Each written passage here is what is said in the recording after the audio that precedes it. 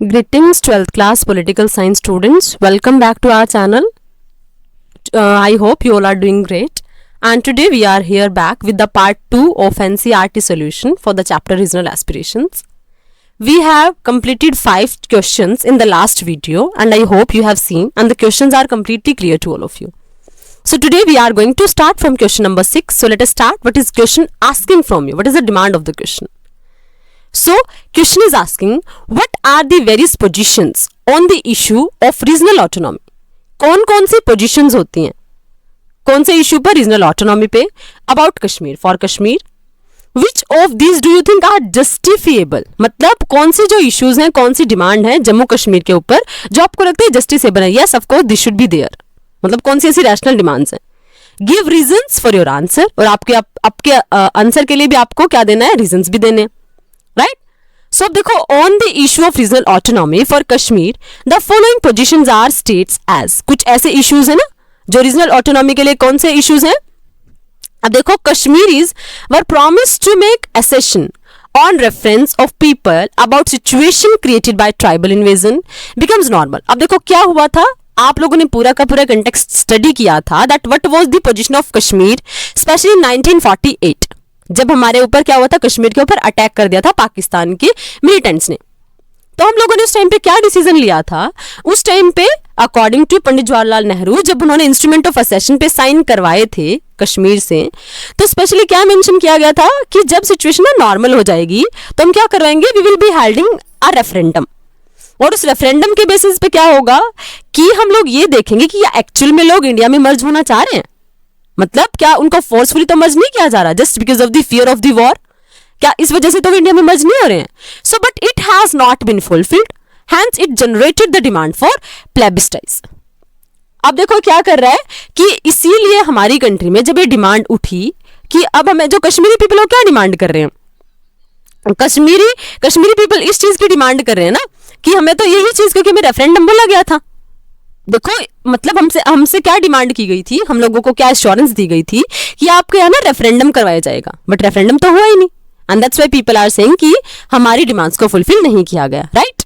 उसके अलावा some time it was felt that special federal status guaranteed by article 370 has been eroded particularly which led the demand for restoration of autonomy और greater state autonomy.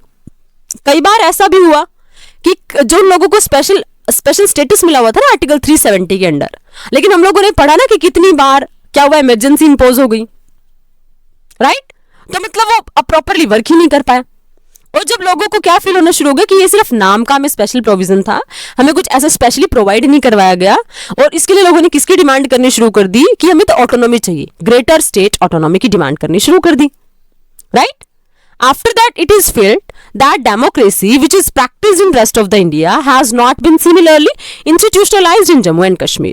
और ये भी feel किया जाता है जम्मू कश्मीर के लोगों ने मतलब उन्होंने ये भी फील किया कि the democracy which is existing in whole of the country, in whole of the nation, वो हमारी कंट्री में मतलब जम्मू कश्मीर इंस्टीट्यूशनलाइज्ड नहीं है उतने प्रॉपर वे में डेमोक्रेसी वहां पे वर्क नहीं कर रही है. That's why something should be done for the people of Kashmir, right? So we prefer the first position because plebiscite provides better opportunity to people of J&K to protect and sustain their regional autonomy in a very democratic manner. हम किसके साथ सोचते हैं कि हमें इसके साथ किस स्टेटमेंट के साथ जाना चाहिए तो हमें ऑफ कोर्स फर्स्ट के साथ क्योंकि प्लेबिसाइट क्या मतलब है प्लेबिसाइट का मतलब है कि उन लोगों से बोला गया था कि रेफरेंडम करवाएंगे लेकिन वो रेफरेंडम हुआ ही नहीं और जब वो रेफरेंडम नहीं हुआ तो ऑफ कोर्स हमने उनके साथ जो प्रॉमिस किया at least we are not able to fulfil that. और अगर ऐसा होता है तो फिर पीपल के माइंड में एक सेटिस्फेक्शन होता है कि at least if we are the part of India ना तो we are with our choice only right.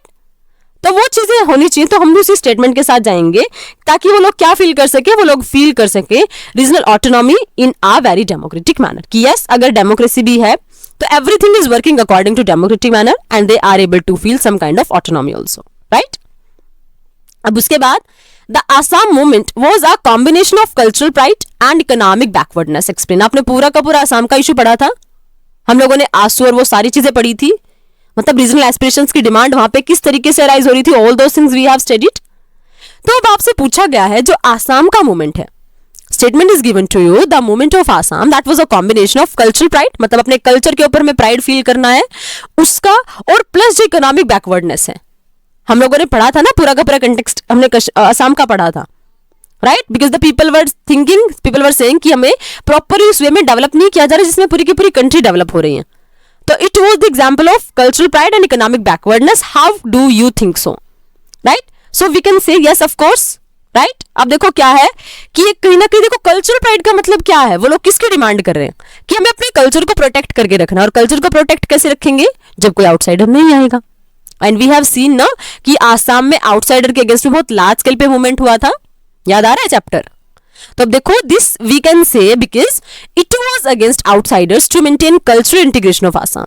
और हम लोगों ने पढ़ा था ना कि जो आसाम के लोग थे उन्होंने अपनी रीजनल कल्चर को मेंटेन करने के लिए आउटसाइडर्स को एक टाइप से क्रिटिसाइज किया, उनका प्रोटेस्ट किया, है ना, क्योंकि वो अपना इंटीग्रेशन, अपने कल्चर को इंटीग्रेट करके रखना चाह रहे थे। उसके अलावा there was widespread poverty and unemployment in Assam. उसके अलावा हम लोगों ने ये भी देखा था ना कि आसाम में चीजें प्रॉपर वे में नहीं हो पा रही थी, government was not fulfilling the demands, government वहां पे फेमाइन्स भी हो रही तो भी ध्यान नहीं दे रही थी। तो वो लोग किसकी डिमांड करें that poverty should be eradicated and employment opportunity should be given despite existence of natural resources like tea, coal and oil. मतलब वो लोग क्या देख पा रहे कि हमारे स्टेट में इतने सारे रिसोर्सेज हैं बट फिर भी क्यों अनएम्प्लॉयमेंट है, फिर भी क्यों पॉवर्टी है। तब उन्होंने इसके अगेंस्ट में वही सराइज करनी शुरू कर दी, राइट? तो it is of course related to their pride ना, कल्चरल प्राइड, कि उनका कल्चर है, उनका हेरिटेज ऐसा है कि वो सारी चीजें प्रोड्यूस कर सकते हैं, मतलब they are you can say independent completely, but even then there was poverty and unemployment, right? So it is the example of economic backwardness कि फिर भी गवर्नमेंट उनकी तरफ ध्यान नहीं दे रही है। उसके अलावा it was felt that these were drained out of state without any commensurate benefit to the people. और क्यों? उन लोगों को देखो इतनी सारी चीजें होने के बाद भी, टी है, कोल है, ऑयल है, फिर भी उन लोगों के पास बैकवर्डनेस है। क्यों है? क्योंकि स्टेट उनकी मर्जी के बिना, हालांकि क्योंकि central government can do some kind of things, उन लोगों ने फील किया कि उनकी मतलब उनको बेनिफिट दिए बिना क्या हो रहा है, जो स्टेट है ना वो कहीं ना कहीं अपने पर्सनल बेनिफिट्स के लिए क्या कर रहा है, वो सारे के सारे बेनिफिट्स को बाहर भेज रहा है, मतलब सारी चीजें ड्रेन हो जा रही हैं without any kind of proper benefit to the native people of the Assam. और इसीलिए वो लोग किसकी डिमांड कर रहे हैं, इसलिए वो और ज्यादा ऑटोनॉमी की डिमांड कर रहे हैं। And the base for that of course that can be their cultural pride and economic backwardness. और ये सारी चीजें हम लोगों ने बड़े अच्छे से डिटेल में डिस्कस की हैं कि अगर किसी एरिया का इकोनॉमिक डेवलपमेंट एक सिमिलर वे में नहीं हो रहा ना अकॉर्डिंग टू द कंट्री, तो ऑफ कोर्स वहां पे डिमांड्स अराइज होती हैं, ऑफ कोर्स वहां पे लोग फील करते हैं कि हम कंट्री का पार्ट नहीं है, ऐसा हमें फील हो रहा है, and that's why they would be demanding for more and more autonomy, और वहां पे ऑफ कोर्स प्रॉब्लम्स अराइज हो ही रही हैं। Fine, I think question number 7 is also clear to all of you. Now question number 8, all regional movements need not lead to separatist demands. अब देखो सारे के सारे जो रीजनल मूवमेंट्स थे वो सेपरेटिस्ट डिमांड में तो इंक्लूड नहीं हुए। मतलब देखो ऑटोनॉमी एक अलग चीज है लेकिन सेपरेटिस्ट मूवमेंट एक अलग चीज है। ऑटोनॉमी आप क्या बात कर रहे हो कि आप इंडिया में ही रहोगे, बट सेपरेटिस्ट वाले तो क्या बोल रहे हैं, हमें तो इंडिया में नहीं रहना भाई, हमें तो बाहर जाना है, हमें तो अपनी अलग से कंट्री बनानी है। तो सारी की सारी जो रीजनल मूवमेंट्स हैं वो एक सेपरेटिस्ट डिमांड में तो कन्वर्ट नहीं होते ना। Explain by giving example from the chapter. आपने जो जो रीड किया उसके थ्रू आपको ये चीजें बतानी है। अब क्यों नहीं ऐसा होता? Because regional aspirations are part of democratic politics. आपने पढ़ा था ना, हम लोगों ने क्या पढ़ा कि जो मतलब देखो क्वेश्चंस आपको ये सारी चीजें आपसे पूछ रहा है कि क्यों ऐसा नहीं होना चाहिए, मतलब नीड नॉट लीड टू, हमें ऐसा फील करवाना चाहिए लोगों को जो हमारे रीजनल मूवमेंट्स है ना वो लीड ना हो जाए कहीं सेपरेटिस्ट मूवमेंट, सेपरेटिस्ट डिमांड में। तो हमने क्या क्या स्टडी किया, मतलब जो हमने कंक्लूजन वाला पार्ट स्टडी किया था ना चैप्टर में, एक टाइप से जो 12th पार्ट में चीजें डिस्कस की थी कि हमने क्या क्या सीखा इन सारे के सारे मूवमेंट से। तो वही चीजें अगर उनको प्रॉपर वे में टैकल किया जाए ना, अगर उन सारे के सारे एस्पिरेशंस को, उन सारे के सारे प्रोविजंस को अगर हम प्रॉपरली हमारी कंट्री में इंप्लीमेंट करें ना, तो कभी भी ऑटोनॉमी की डिमांड कभी भी सेपरेटिस्ट मूवमेंट में इंक्लूड नहीं हो सकती। But for that our government will have to take some kind of initiatives. अब देखो कैसे regional aspirations are part of democratic politics. जो हमारी रीजनल एस्पिरेशंस है ना हमेशा पार्ट है डेमोक्रेटिक पॉलिटिक्स का, क्योंकि डेमोक्रेसी अगर वर्किंग है तो that's why people are able to demand, and it is the example that yes democracy is existing in the country. वो उस चीज का एग्जांपल है। मतलब रीजनल एस्पिरेशंस हमेशा होती रहनी चाहिए, डिमांड्स कंट्री में होती रहनी चाहिए, ताकि एटलीस्ट हमारी डेमोक्रेसी रिवाइव रहे। मतलब अगर चेंजेस ना हो तो हम क्या बोलते हैं उसको, वो डेड है। लेकिन हमारी डेमोक्रेसी वर्किंग है, क्यों वर्किंग है? क्योंकि इसमें चेंजेस हो रहे हैं, डिमांड्स अराइज हो रही हैं. After that, expression of regional issue is not an abnormal phenomena, क्योंकि एबनॉर्मल फिनोमिना नहीं है, ऐसी चीज नहीं कि सिर्फ हमारी कंट्री में डिमांड्स अराइज होती हैं, राइट? और सारी कंट्रीज का भी अपने एग्जांपल स्टडी किया था ना, कि सभी कंट्रीज में ये सारी की सारी ना डिमांड्स अराइज होती हैं. तो हमारा जो रीजनल इश्यूज है ना, वो कोई एक एबनॉर्मल फिनोमिना नहीं है, वो सारी की सारी कंट्रीज में है, but it is important how we try to tackle it, right? Scotland, Wales, Northern Ireland have regional aspirations in United Kingdom. अगर आप सिर्फ यूके की बात करते हो, इंग्लैंड की बात करते हो, तो वहां पे भी क्या है, स्कॉटलैंड में भी, वेल्स में भी, आयरलैंड में भी, वहां पर भी रीजनल एस्पिरेशंस उठती रहती हैं. मतलब सिर्फ हमारी country, India is not only the single country जहां पर रीजनल एस्पिरेशन इतनी लार्ज स्केल पे चलती हैं, right? Regional movement are responded regional through democratic negotiations rather than suppression. और सबसे इंपॉर्टेंट चीज यही है कि जब आप बात करते हो ना रीजनल मूवमेंट की, आपको रिस्पॉन्ड कैसे वे में करना है? प्रॉपर वे में करना है. आप उनको रिप्रेस नहीं करोगे, बल्कि आप क्या करोगे? आप प्रॉपर नेगोशिएशंस के वे में उनको सॉर्ट आउट करने की कोशिश करोगे. आप लोगों को अश्योरेंस दिलाओगे कि आपका इंपॉर्टेंस है, आपकी बातों को सुना जाएगा. You are the part of the country. आपको रिप्रेस नहीं किया जाएगा, आपको दबाया नहीं जाएगा. तो मतलब people should be taken in the trust, वो सबसे इंपॉर्टेंट है. मतलब आपको रिप्रेस नहीं करना, सप्रेस नहीं करना, नेगोशिएशंस के थ्रू सॉल्यूशन करना है सारी की सारी प्रॉब्लम्स का. Examples, in 80s military erupted in Punjab, problems persisted in the northeast, students agitated in Assam and Kashmir valley was on the boil. आपने एग्जांपल्स देखे ना कि हमारी कंट्री में, देखो हमारी कंट्री में क्या है, मिलिट्री भी पंजाब में इवन यूज हो गई. ऑपरेशन ब्लू स्टार आपने पूरा का पूरा पढ़ लिया था, राइट? उसके अलावा नॉर्थ ईस्ट का पूरा कंटेक्स्ट, कितनी क्रिटिकल सिचुएशन हो गई थी कि उसको टैकल कर पाना बहुत डिफिकल्ट टास्क था. स्टूडेंट्स ने आसाम में, कश्मीर वैली में क्या क्या चीजें हुई, वो तो एकदम बॉइल पे चलेगी, जहां ऐसा लगा कि कंट्री अब यूनाइटेड रह ही नहीं सकती है. So these all examples we have seen ना. So all these examples what they are telling to you, if they were not tackled properly, तो of course there were huge problems, right? The government of India settled down some negotiations with these regional aspirations to reduce tension in many regions. और हमारी इस country आज तक क्यों unite हो पाई है? Because our country, the government of the country, the representative of the country, they have tried to tackle it in a proper manner so that tensions can be erased, tension can be reduced, and all these things we have done in a proper manner, right?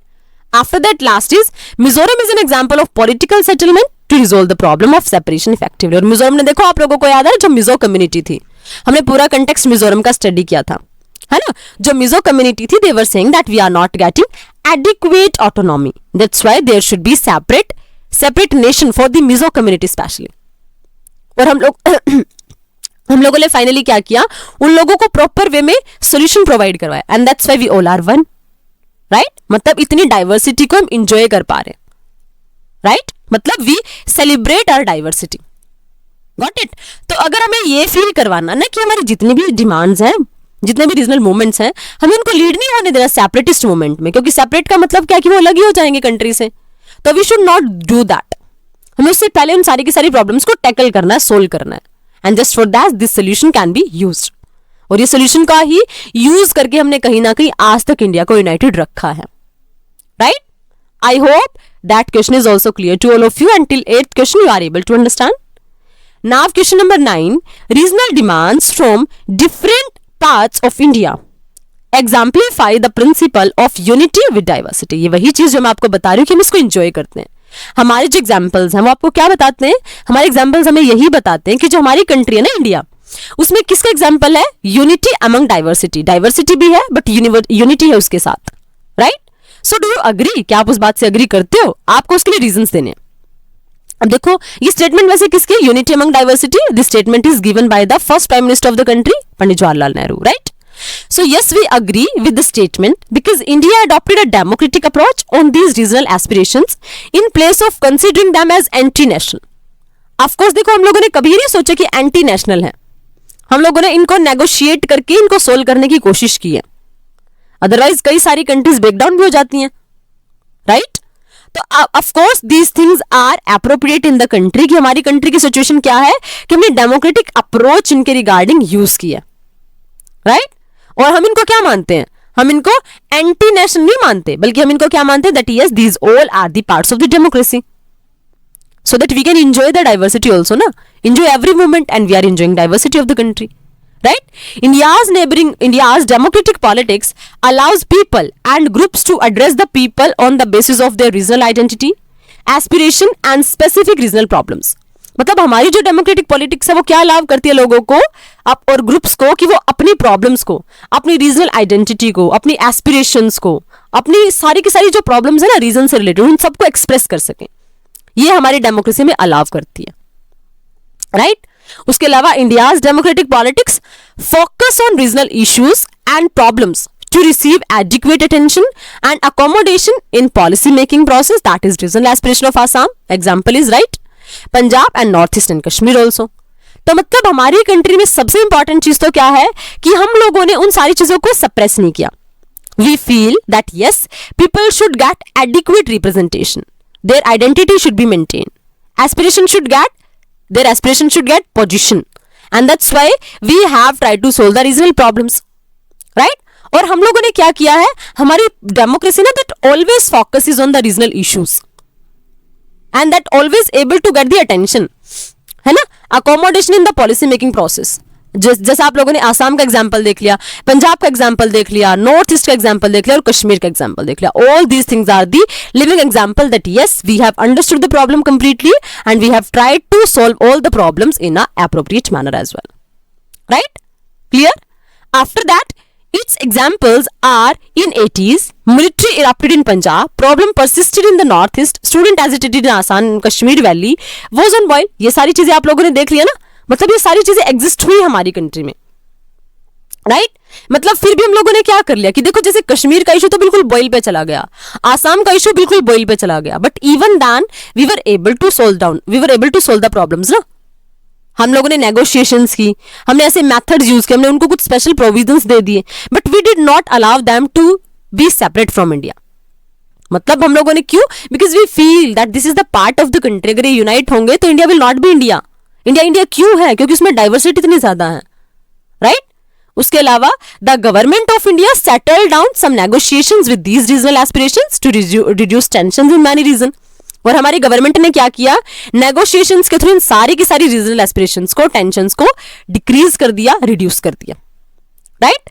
उसके अलावा Mizoram is an example of political settlement to resolve the problem of separation effectively. और जो मिजोरम है वो भी किसके example है कि हमें कैसे रिजोल्व करना है अपनी प्रॉब्लम्स को जो इंक्रीज हो रही है हमारी कंट्री में, right? Mizoram is the example. मतलब मिजोरम में क्या स्टडी किया था आप लोगों ने कि Mizoram, the people of Mizoram they were saying we will not be the part of India. तो हमने उसको भी बड़े अच्छे से टैकल किया, हमने उसको भी बड़े अच्छे से सोल्व किया, right? So it can be concluded that regional aspiration do not encourage separation but this respect diversity to retain unity in the nation. मतलब हालांकि अगर देखो प्रॉपर वे में इनको टैकल नहीं किया जाएगा तो ऑफ कोर्स ये प्रॉब्लम्स क्रिएट करेंगे कंट्री के लिए. क्योंकि अगर देखो अगर कंट्री इन ऐसी प्रॉब्लम में ही अगर कहीं उलझी रही तो फिर डेवलपमेंट तो हो ही नहीं पाएगा ना. क्योंकि सोचो अगर हमारी सिर्फ यही प्रॉब्लम्स हैं तो हम लोग क्या करेंगे? We will not be able to do developments, right? लेकिन हमें अगर डेवलपमेंट करना है तो we will have to give solution, adequate solution for this type of problems and we have done it in a very excellent manner. That's why we say we are celebrating our diversity as well. आप लोग इतने सारे festival celebrate कर रहे हो ना, क्यों कर रहे हो? Because India is diverse country. And why that diversity is maintained? Because we have tackled the problem in that manner that yes, we are giving respect to each community. We are having, you can say we are responsible towards each and every group of the people. That's why we have given all these kind of solution, right? इतने देखो इतनी ज्यादा violence होने के बाद भी हम लोगों ने नेगोशिएशंस के थ्रू बातों को सोल्व किया है. And that is the beauty of democracy, right? And the federal structure especially of the country. And we can give the contribution to the constitutional frameworks of the countries as well, right? So now the last question, read the passage and answer the question below. अब ये देखो क्या है, आपसे एक passage पूछा गया है, मतलब गिवन है. अब देखो पढ़ो इसको. One of the Hazarika song, अब ये क्या बता रहा है आपको? Dwells on the unity theme. ये यूनिटी थीम के ऊपर है. 7 states of North East India become 7 sisters born of the same. मतलब देखो आप लोगों ने भी ये वर्ड सुना होगा ना, मतलब जो हमारे 7 स्टेट्स है ना नॉर्थ ईस्ट के लिए, उनको क्या यूज किया था? जो उनके लिए वर्ड यूज होता है 7 सिस्टर्स. क्योंकि आप लोगों ने पढ़ा था ना हैंस और लार्ज वो कहीं आसाम का ही पार्ट थे, उसी से कहीं ना कहीं वो सारे के सारे फॉर्म हुए थे बाद में.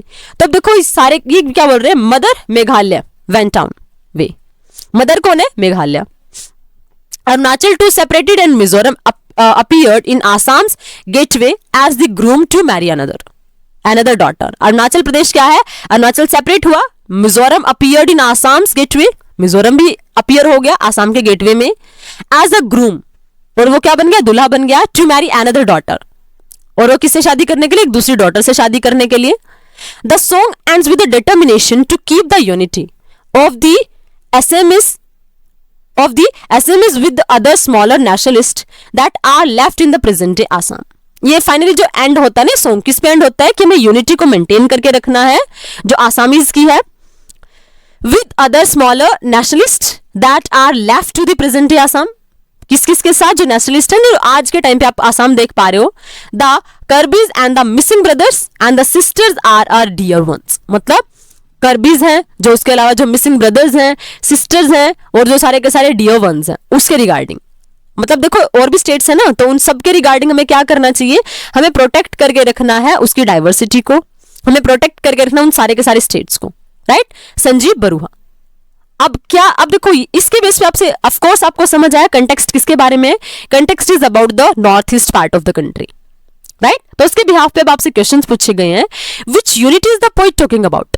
तो कौन सी यूनिटी के बारे में पोइट बात कर रहा है, तो of course unity of the Assamese.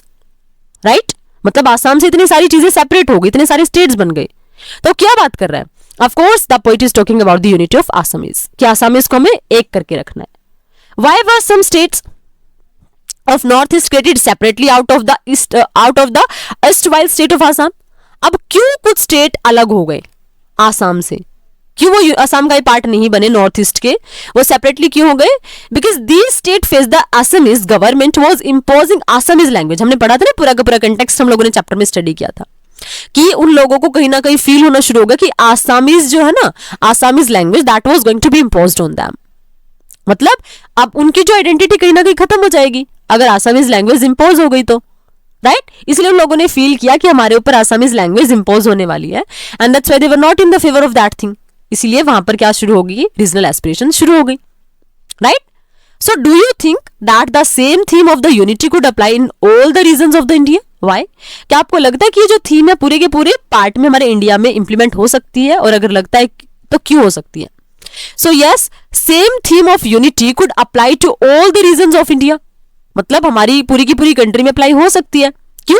Because Indian government deals with all these regional aspirations with respect to accommodate regional diversities. और क्यों हो सकती है, क्योंकि हमारी कंट्री इसी के साथ डील करती है ना रीजनल एस्पिरेशंस को. क्यों कि हम रिस्पेक्ट करते हैं सारी की सारी रीजनल डाइवर्सिटीज की, और उन रीजनल डाइवर्सिटी को हम प्रॉपर मैनर में डील भी करते हैं. और अगर प्रॉपर मैनर में हम लोग डील कर पा रहे हैं, just because of that India is able to be united. So this is not the context of north east कि हम इन examples के through सिर्फ north east को हम unite करके रख सकते हैं. We can have the solution for the entire country as well. हम पूरी की पूरी कंट्री के लिए भी ये सिस्टम यूज कर सकते हैं, and if we will be using that, definitely the whole of the country will be feeling united. The system can be work properly in whole of the country अगर हम लोगों को unite करना शुरू कर दें. Right? I hope all of the questions are completely clear to all of you, and you are able to understand whole of the chapter completely. Chapter was broad, we have completed it in 13 parts. Okay, you can watch the videos again if you are not able to understand the chapter properly. Okay, I think now question answers are also completely clear to all of you. If you are having doubts, feel free to ask your doubts in comment section. We will meet in next video with the new chapter, that is going to be 8th chapter. Okay, that India since independence book. So if you think that you understood the question, please like the video and subscribe the channel as well. So we will meet in next video. Till then, keep learning, keep enjoying, and stay connected. Definitely, that is most important. Thank you. Thanks a lot.